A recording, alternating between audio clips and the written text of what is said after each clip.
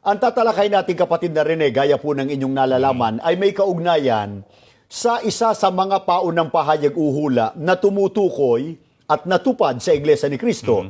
Halimbawa po ay yung nasa Isaias 24:15. Ano po bang nakapaloob doon? Mabuti ay sabihin muna natin sa kanila. May binabanggit doon tungkol sa mga lingkod ng Diyos na magmumula sa silanganan sa mga pulo ng dagat. At alam na alam po ng grupo ni Mr. Soriano, lalo na ni Mr. Soriano at ni Daniel Rason, na yun ay tumutukoy sa Iglesia at sa Iglesia ni Cristo po natupad. At matagal na nating pinaninindigan ang katotohanan yan.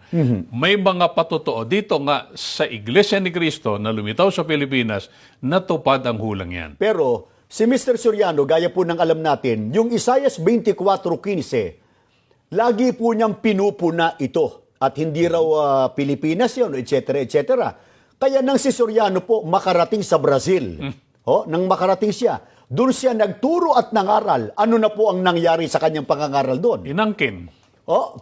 Inangkin na sa niya. kanila natupad ang pahayag na yan ng Biblia. Ang katunayan, eto po, panoorin natin. Salamat sa Diyos dito sa ika-37 taong ng pag-iral ng Ang Dating Daan.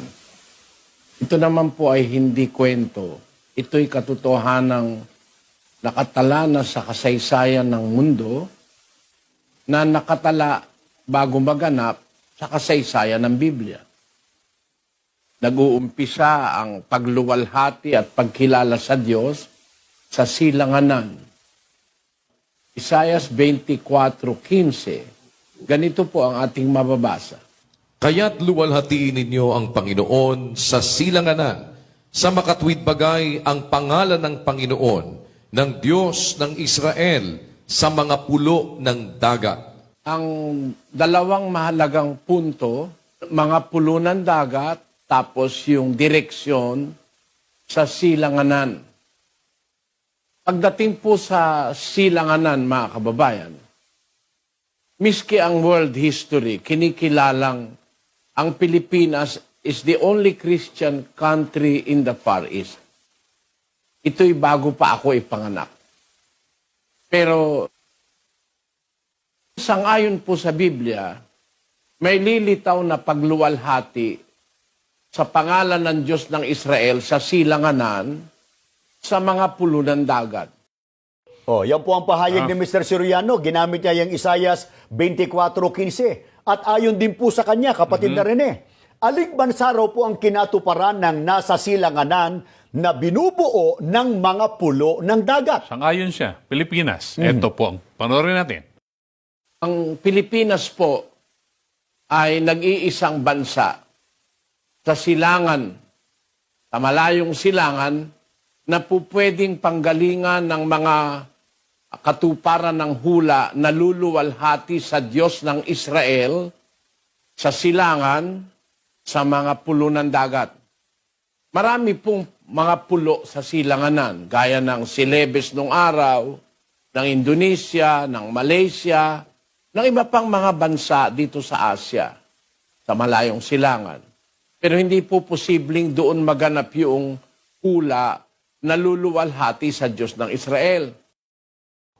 Talagang inaangkin na po niya, kapatid na Rene, mga pulo ng dagat, silanganan, Pilipinas. Pilipinas, na yun nga daw po ay talagang tumutukoy sa grupo ni Soriano. Natatandaan ko, may bahagi sinabi siya ron na kaya raw siya nangangaral sa Brazil, ang karapatan niya, yun nga yung nanggaling daw sa mga pulo ng dagat o bansang Pilipinas dito sa silanganan. Pero, sa bahaging ito po, iparinig na rin siguro natin, paano naman po nagturo ng sablay? Sablay. Isa pa para mapansin ni Ingkong, sablay itong si Mr. Soriano. E di, panoorin natin siya muli. Kasi ang maraming bansa rito sa ating lugar, sa silanganan, ang kinikilalang Diyos si Buddha. Ang niluluwalhati si Buddha, si Shinto, si Zoroaster. Yan po ang mga relihiyong nakilala natin dyan sa Pilipinas. Yan po ang kanila. Hindi sila kumikilala sa Panginoong Hesukristo. Kung kumikilala ka sa Diyos ng Israel, dapat kilalanin mo ang Panginoong Hesukristo. may napansin ako, kapatid Michael.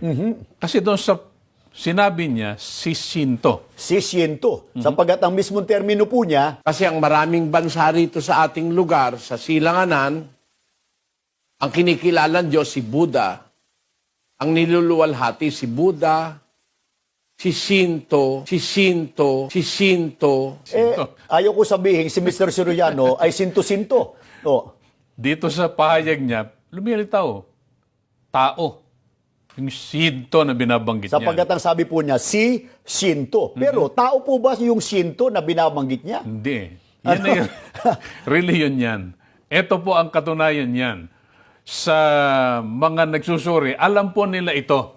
May ganito kasing banggit ukol dyan. Shinto or Kamino Michi, as well as other names, is the traditional religion of Japan. Naalala ko tuloy, kapatid ng Michael, yung tungkol sa binanggit niya noon, si Didache. Yung Epistle of Barnabas, si Didache, si Didache, si Didache. At paulit-ulit niya pong binanggit yung kapatid na rin eh. Yun ay Didache. Opo. At hindi tao yan, ha? Kundi yan ay the teachings of the 12 apostles. Yung may binanggit pa po si Mr. Soriano kanina na Si Zoroaster. Yan po ang mga relihiyong nakilala natin dyan sa Pilipinas. Si Zoroaster. Yan po ang mga relihiyong nakilala natin dyan sa Pilipinas. kapatid na rin yung binabanggit po niyang Zoroaster. Yun po ba ay relihiyon gaya ng sinasabi ni Ingkong? Hindi relihiyon yan kundi isang religious figure. Kaya mali na naman. Kung ang pagkaunawa, Zoroaster, isang relihiyon.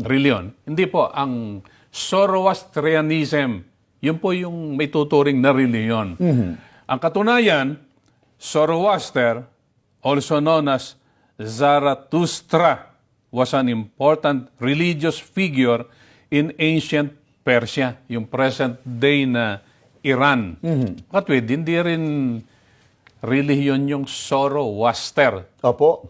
Inuulit natin, doon sa mga binanggit ni Mr. Soriano, hindi si Shinto. Mali din. Yung Shinto, Opo. relihiyon. Pero yun namang Zoroaster, hindi relihiyon yun, kundi religious figure. Pero halimbawa, may sinto-sinto ang isang mangangaral. Iba pa ho yun.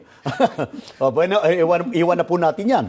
Baka sabihin po nila, kapatid na rin na tutol tayo doon sa Isaiah 24:15 na yun ay tumutukoy sa malayong silangan o bansang Pilipinas. Hindi natin tinututulan. Kaya na sinabi natin, kanina pa, mula't-mula pa po, naninindigan ng Iglesia ni Cristo na ang katuparan ng nasa Isaiah 24:15. Mabuti basahin natin mismo yung talatang yon. Ganito po ang nakasaad sa talatang ito. Kaya't luwalhatiin ninyo ang Panginoon sa silanganan. Sa makatwid bagay ang pangalan ng Panginoon, ng Diyos ng Israel, sa mga pulo ng dagat. May mga binanggit ditong napakahalagang matanda ng ating mga taga-subaybay, kapatid na Michael. Opo. Ang mga inaasahang magbibigay luwalhati sa Panginoon magmumula sa silanganan. Malawak din ang silanganan. Kaya niliwanag, sa silanganan sa mga pulo ng dagat. Baka sabihin po nila, hindi pala natin tinututulan yung banggit ni Soriano na Pilipinas yung binabanggit na silanganan na binubuo ng mga pulo ng dagat. Alin po ang ating tinututulan kung gayon sa Ang kanya? tinututulan natin yung sinasabi niyang sa kanila natupad. Dahil sa panahon, hindi rin sa kanila matutupad yung binabanggit sa hula. Natupad sa Iglesia ni Cristo na Opo. lumitaw sa Pilipinas noong 1914. Bakit po natin natitiyak yun? Mabuti basahin natin ang iba pang bahagi ng paunang pahayag ng Diyos. Isayas naman, 42 Gs. At babasahin din natin ang talatang 12. Dito muna natin basahin sa New King James Version. Sing to the Lord a new song and His praise from the ends of the earth. Sa Pilipino, magsiawit kayo sa Panginoon ng bagong awit at ng kapurihan niya na mula sa mga wakas ng lupa.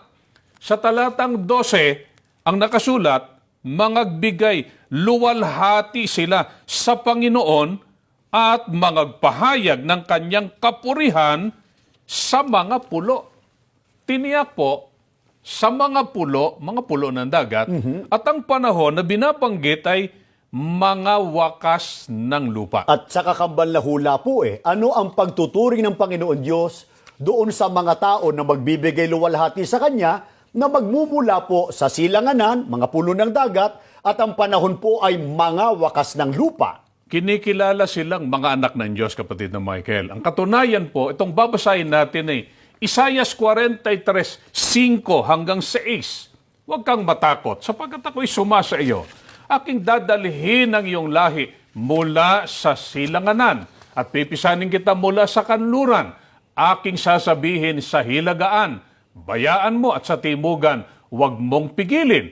Dalhin mo rito ang aking mga anak na lalaki na mula sa malayo at ang aking mga anak na babae na mula sa mga wakas ng lupa. Binasa na nating mga wakas ng lupa sapagkat sa King James Version, yun ay ends of the earth. At ang banggit po doon sa unang bahagi ay silanganan. Silanganan at nilinaw din ang mga hinuhulaan doon ay mga anak ng Diyos na lalaki at babae. Baka itanong po nila sa atin, bakit natin natitiyak na malayong silangan yun? Banggit naman po ay silanganan. Tapos doon sa isang talata, malayo. Pinagdudugtong daw po natin yung terminong silanganan saka doon sa terminong malayo. May banggit sa Biblia, silanganan. Tapos may banggit ding malayo. Pero may salin mismo na ang nakasulat ay katumbas nung malayong silangan. Far East. Tulad po nitong nasa salin ni James Moffat. Ganitong nakasulat sa 43:5. Isang talata lang. Opo. Ito pong nakasulat. From the far east will I bring your offspring, and from the far west I will gather you. Mula sa malayong silangan, aking dadalhin ang iyong lahi, at mula sa malayong kanluran, titipunin kita. Makatwid, tiniyak po, ang lugar talagang malayong silangan. Ang panahon, huwag sanang kalimutan ang ating mga taga-subaybay, kapatid na Michael, ang sabi sa talata, mga wakas ng lupa. Teka muna, unahin po natin yung dako o lugar. Bakit po natin natitiyak na distinguido Pilipinas talaga ang tinutukoy? Ang Pilipinas po ba pinatutunayan ng mga historians na bansang nasa malayong silangan? Natutunayan at maraming mga aklat, pangkasaysayan na nagpapatunay po, maging ang otoridad katoliko nga po Dito sa kanyang aklat na pinamagatang Asia and the Philippines, ang may akda po nito ay isang paring Jesuita, ang pangalan Horacio de la Costa, sa pahina 169 sa Pilipino na po. Hindi maaaring mawala ng kabuluhan ang bansa na halos nasa gitnang panggeografiya ng malayong silangan na ito ay ang Pilipinas ay siya ring bansang kinatatagang mabuti ng Kristyanismo. Pinatutunayan po dito sa aklat na ito na sinulat ng isang historiador na Jesuita na isang pare na si Ginoong Horacio de la Costa, ng Pilipinas po ay halos nasa gitnang panggeografiya ng malayong silangan. Huwag sanang isipin ng iba na nagbabatay lang tayo doon sa pahayag ng otoridad katoliko. Halimbawa, Opo. ang batayan natin, kapatid na Michael, talata ng Biblia. Opo. Kung binabasa man natin ang mga aklat katulad nitong binasa nating aklat na sinulat ng pare, pinatunayan niya ang Pilipinas na sa malayong silangan, tinitistiguan lang niya yung dati ng katotohanan ng pinaninindigan natin mula pa noong una. Kaya dito po sa Iglesia ni Cristo, itong Iglesia ni Cristo, lumitaw po dito sa bansang Pilipinas sapagkat ang Pilipinas po, bansa na nasa malayong silangan na binubuo ng mga pulo ng dagat.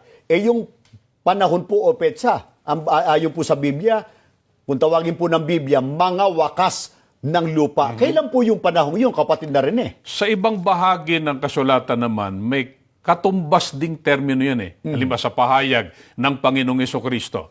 Ang babasahin po natin ngayon ay Mateo 24:33, 6 hanggang 8, ganitong ating mababasa. Gayon din naman kayo, pagka nangakita ninyong lahat ng mga bagay na ito ay talastasin ninyo na siya'y malapit na nasa mga pintuan nga. At mga kakarinig kayo ng mga digmaan at mga langaw-ngaw ng mga digmaan, ingatan ninyo na huwag kayong magulumihanan sapagkat kinakailangan ito'y mangyari datapwat, hindi pa ang wakas. Sapagkat magsisitindig ang bansa, laban sa bansa, at ang kaharian, laban sa kaharian, at magkakagutom at lilindol sa iba't ibang dako. Datapat ang lahat ng mga bagay na ito ay siyang pasimula ng kahirapan. Sa pahayag ng Panginoong Jesucristo, nung tinanong siya ng mga alagad tungkol sa kanyang ikalawang pagparito, anong tanda, ang binigay niya, binasa natin, sabi niya, pagka nangakita ninyong lahat ng mga bagay na ito, talastasin ninyo, siya'y malapit na nasa mga pintuan nga. Yun ho yung katumbas nung nasa mga wakas ng Opo. lupa. Ano Dahil po yung mga pintuan na ng wakas. Opo, ano po ang unang binanggit na palatandaan ng Panginoon sa Kristo? Binanggit ang ukol sa digmaan. Alingaw-ngaw, hindi lang basta digmaan na karaniwang digmaan, ito'y digmaang pangsanlibutan. Pinatutunayan po ba yan maging ng mga Bible scholars o mga nagsuri? May mga nagsali ng Biblia na sila mismong nagbigay ng kanilang komentary ukol doon sa binanggit na digmaan. Ano po yung babasahin nyo ngayon, kapatid na Itong Rene? The Last Days Bible, ganitong mababasa natin sa footnote nung mga talatang binasa po namin kanina. Ililiwat na natin sa Pilipino. Sinasabi ngayon ni Jesus sa kanyang mga tagasunod, kung paano nila mahihinuha kapag ang daigdig ay talagang pumapasok na sa pagsisimula ng panahon ng paghihirap. Ang paglapit ng katapusan ng panahon ay kakikitaan ng ilang pangyayari sa daigdig na nangyayari ng sabay-sabay. Ang mga pangyayaring yun ay, una, maraming bansa na tumitindig o nag-aalsa laban sa maraming ibang bansa. Ikalawa, mga kaharian na tumitindig o nag-aalsa laban sa mga kaharian. Ikatlo, mga pagkakagutom. Ikaapat, mga epidemya ng mga sakit. Kalima, mga lindol sa iba't ibang dako. Sa Marcos, Kapitulo 13, ang salitang mga kaguluhan ay ginamit ng ating Panginoon sa halip na mga epidemya ng mga sakit. Maaring ginamit ng Panginoon ang dalawang salita. Mga digmaan sa pagitan ng mga bansa o kahit sa pagitan ng mga kaharian ay karaniwan at naging karaniwang pangyayari. Itinala ng kasaysayan ang mga pagkakagutom sa iba't ibang panahon. Nagkaroon ng mga panahon ng matitinding epidemya ng mga sakit. Nagkaroon ng mga paglindol sa nakaraan. Subalit, lalong dumarami sa kasalukuyang panahon. Gayunman, sinasabi ni Jesus sa kanyang mga alagad na maghintay sa isang tiyak na panahon kung kailan ang lahat ng mga pangyayaring ito ay magiging kapansin-pansin ng sabay-sabay. Ang kauna-unahan sa gayong panahon sa kasaysayan ng daigdig ay naganap sa mga taon ng unang digmaang pandaigdig, taong 1914 hanggang 1918. Mga tweed, maging ang mga nagsuri, nagsalin pa nga ng Biblia, kapatid na Michael, Opo. kanilang pinatunayan na ang digmaang binanggit doon sa Mateo 24:6 hanggang 8, na binasa natin kanina, digmaang alingaw-ngaw, yun ay digmaang pangsanlibutan. At sumiklab yan noong 1914, tinawag siyang unang digmaang pandaigdig. Yun ang panahon din ng pagkakarehistro ng Iglesia ni Cristo na ating kinaniban. Hindi naman yun ang panahon ng paglitaw ng Iglesia ni Ginoong Soriano. Sapagkat yung samahan po ni Mr. Soriano, wag naman siya magdaramdam sa atin. Yung paglitaw niya, hindi kaalinsabay ng unang digmaang pambuong daigdig. Yung paglitaw ni Mr. Soriano, yung po ay bunga o resulta nung siya'y itiwalag dun sa samahan ni Ginang Libita Gugulan nang mamatay si Mr. Nicolas Perez. At pagkatapos, nagpapalit-palit pa ng pangalan, kung Nagkaiba-iba ano-ano, na. bagong, mayroon siyang bayan ng Bayan katotohanan. At yung pa, yung nakakatawa, Iglesia ni Yahweh HaMasaya at ni, doon, nagagalit siya sa atin. At itong huli po, Na iba na ngayon. Members Church of God International, at nung nakarating na po siya sa Brazil, inangkin yung nasa Isaias 24:15 na ipinangangaral po natin na tumutukoy sa iglesia at sa iglesia ito natupad, inangkin niya na kaya raw po siya nagtuturo sapagkat siya raw yung katuparan nung binabanggit sa Biblia na nanggaling sa mga pulo ng dagat sa Pilipinas, kaya raw siya nangangaral doon. Napunta sa Brazil. Opo. Napakababaw. Isa pa pong matibay na patotoo, kapatid na rin Pag binasa po natin sa Biblia, sa sinasaksihang Diyos. Ilang Diyos po ang sinasaksihan ng mga anak niya na manggagaling dun sa mga pulo ng dagat? Bakit? Binasa na natin kanina. Isaias 43, 5 hanggang 6. Tuloy na lang natin. Opo. Sa mga kasunod pang talata, 10 hanggang 11. Kayo'y aking mga saksi, sabi ng Panginoon, at aking lingkod na aking pinili, upang inyong maalaman at magsisampalataya kayo sa akin at inyong matalastas na ako nga, walang Diyos na inanyuan na una sa akin o magkakaroon man pagkatapos ko. Ako sa makatwid bagay, ako ang Panginoon at liban sa akin ay walang tagapagligtas. Naninindigan tayo, isa lang ang tunay na Diyos mula noon hanggang ngayon at hanggang sa darating pang mga panahon. Pero si Mr. Soriano, siguro iparinig na po natin. Ganyan ba ang kanyang paninindigan katulad nung sinasabi ng Panginoon Diyos? Hindi po pwedeng siyang katuparang binabanggit ditong kayong aking mga saksi. Iba sinasaksihan ito Bakit po? Hindi isang tunay na Diyos ang sinasaksihan. Ilan Itong po? turo niya. Pero tatanungin ka, ilan ba ika ang Diyos? Marami. Tunay ba ikang lahat yun? Tunay lahat yun. Kaya sa grupo po ni Mr. Eliseo Soriano, marami ang Diyos at yung maraming yon, tunay lahat yon. Pero sa Biblia po, lalo sa pagtuturo ng Panginoon Kristo, ganyan po ba ang pagtuturo ng Panginoon Kristo? Ibang iba. Opo. Palibasa, hindi sugo, si Mr. Soriano. Ibang turo niya sa tunay na sugo. Ang tunay na sugo kasi, at pinakadakilang sugo sa lahat ng panahon, ang Panginoon Kristo nagturo tungkol sa tunay na Diyos. Na iba kaysa itinuro ni Kristo, itinuturo ni Mr. Soriano. Katunayan po, sa Juan 17, 1 at 3, ang mga bagay na ito ay sinalita ni Jesus at sa pagtingala ng kanyang mga mata sa langit ay sinabi niya, Ama, dumating ng oras, luwalatiin mong iyong anak upang ikaw ay luwalatiin ng anak. At ito ang buhay na walang hanggan, na ikaw ay makilala nila na iisang Diyos na tunay. At siyang iyong sinugo sa makatwid bagay, si Jesucristo. Sa talatang binasa natin, maliwanag po na ipinakilala ng Panginoon Kristo na ang Ama, ang iisang Diyos na tunay. Ang Panginoong Jesucristo po, hindi siya Diyos na tunay. Hindi siya pangalawang Diyos na tunay. Sinugo po siya ng iisang Diyos na tunay. At napakahalaga, kapatid ng Michael, ng pagkakilala ng Ama ang iisang tunay na Diyos. Gaano po yung kilalanin kahalaga? si Kristong sinugo ng Diyos. Ang sabi niya, ito ang buhay na walang hanggan. Kaya paano po magkakaroon ng buhay na walang hanggan? Yung samahan na pinumumunuan ni Mr. Eliseo Soriano, gayong ang kanilang itinuturo, marami po ang tunay na Diyos. Labag sa Biblia yon. Kaya hindi maaaring mangyari yung sinasabi niya sa kanila natupad ang hulang yon.